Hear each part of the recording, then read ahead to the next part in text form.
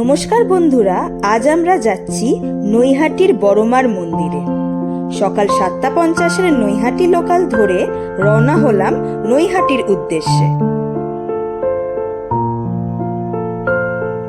দিনটা ছিল শনিবার আর ট্রেন মোটামুটি ফাঁকাই ছিল।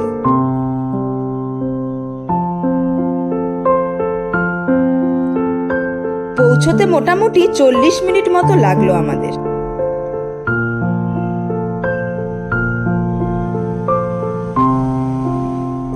প্রকৃতির দৃশ্য দেখতে দেখতে বেশ ভালোই লাগছিল যেতে। বড়মার ইতিহাস প্রায় 1 শতাব্দী পুরনো। 100 বছরেরও ওপর এই পুজো।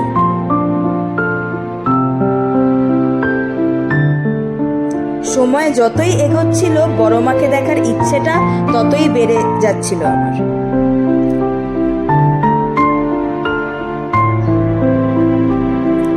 অবশেষে পৌঁছলাম নৈহাটি স্টেশন। ওখান থেকে নেমে রিক্সা ধরলাম আর রওনা দিলাম মন্দিরের দিকে, আমাদের বড়মাকে দেখতে।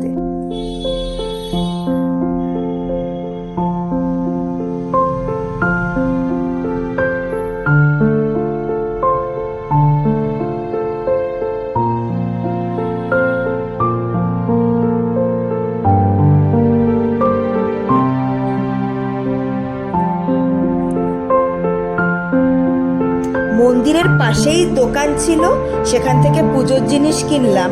আর সেখানেই ব্যবস্থা ছিল জুতো রাখার। রেখে লাইন ধরার জন্য এগোলাম। তারপর লাইনে দাঁড়ালাম। লম্বা লাইন ছিল, কিন্তু বড়মাকে দেখার জন্য অপেক্ষা করাটা কিছুই মনে হচ্ছিল না।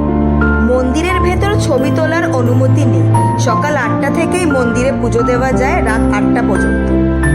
পুজো দেওয়ার পর পাশেই গঙ্গার ঘাট, সেখান থেকেও একটু ঘুরে আসা গেল। তারপর 10টা 15 রানাঘাট শিয়ালদা লোকাল ধরে রওনা দিলাম বাড়ি ঢুকতে। ওই সময় বেশ রোদ্দুর ছিল বাইরে।